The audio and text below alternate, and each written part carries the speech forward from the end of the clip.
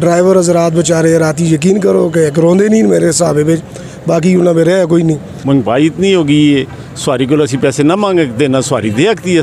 आंदे ते पुछते रेट दे मुड़ के चले जुलते ज़ाहिरी गल है कि पेट्रोल भी इतना महंगा है।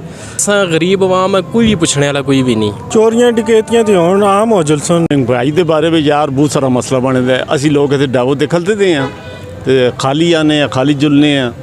क्यों महंगाई इतनी हो गई है, सवारी को असी पैसे ना मांगे देना सवारी दे आती है। गरीब आदमी तो लिहाजा इस बारे में कुछ ना कुछ होना चाहिए सर। एक महीने तो खलते दे थे अड्डे विच, दफ्तर बंद है साडा रेंटा कार दा, ते अंदर आंदे ते पुछते रेट दे मुड़ के चले जुलते। ज़ाहिरी गल है कि पेट्रोल भी इतना महंगा है ते रोक ही नहीं बनता सवारी दा कोई, तो बस खलते दे असी भी बस। जी लोग देखो बाहर चेहरे ते मायूसी देखो, और बहुत ज़्यादती है। 250 रुपये लीटर है। ड्राइवर हजरात बेचारे राती यकीन करो कि रोंदे नहीं मेरे हिसाब में, बाकी उन्हें में रहा कोई नहीं। ना आवाम किराया देंदी है ना दे आखते हैं बेचारे। जो किराया दसते भी रहे होते वो आप बेचारे भी शर्मिंदा होंगे, लेकिन क्या करो 250 रुपये लीटर पा के बहुत ज़्यादती है। हुक्मरान साढ़े सुते दिन और बहुत बड़ा जुल्म आपे पे लगे दिन। कियाँ टाणा कि चाणा एक आधे तू चोर दूआ सारे चोर हैं, और बहुत ज़्यादती आवाम नाल।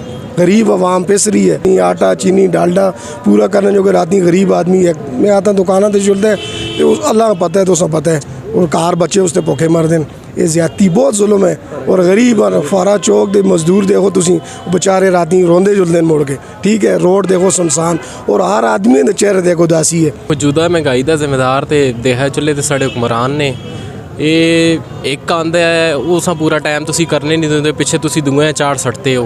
वो अपना टाइम पूरा करता नहीं, पिछे तुरिया चाड़ जुलता है। ये सारा जोड़ा है मामलात जोड़े आने साढ़े हुक्मराना सुन किते दे ने इन्हां देहा जुले। तो असा गरीब आवाम है, कोई भी पुछने वाला कोई भी नहीं।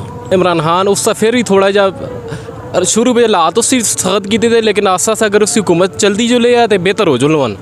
तो उस लाड़िया ने तो पिछे दूए आन के फिरौन भाले ने उन्हें सुन होर कसर घट सटी है।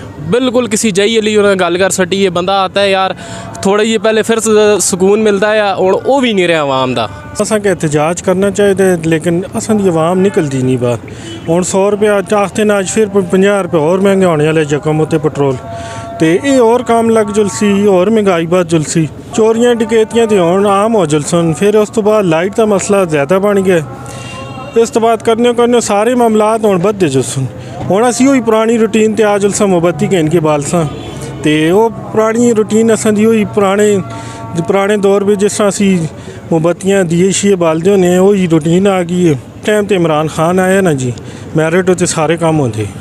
तो सारे हुण आंदे ने पैसे देंदे 5 लाख दिता नौकरी लग गई। हुण मुश्ताक साहब हैं, ये अली खान साहब हैं, इन्हां कोलों पुछो किस तरह हुण मैरिट उत्ते काम होंदा है। लेकिन ये भी बेच 2 नंबरियां करनियां लग गए।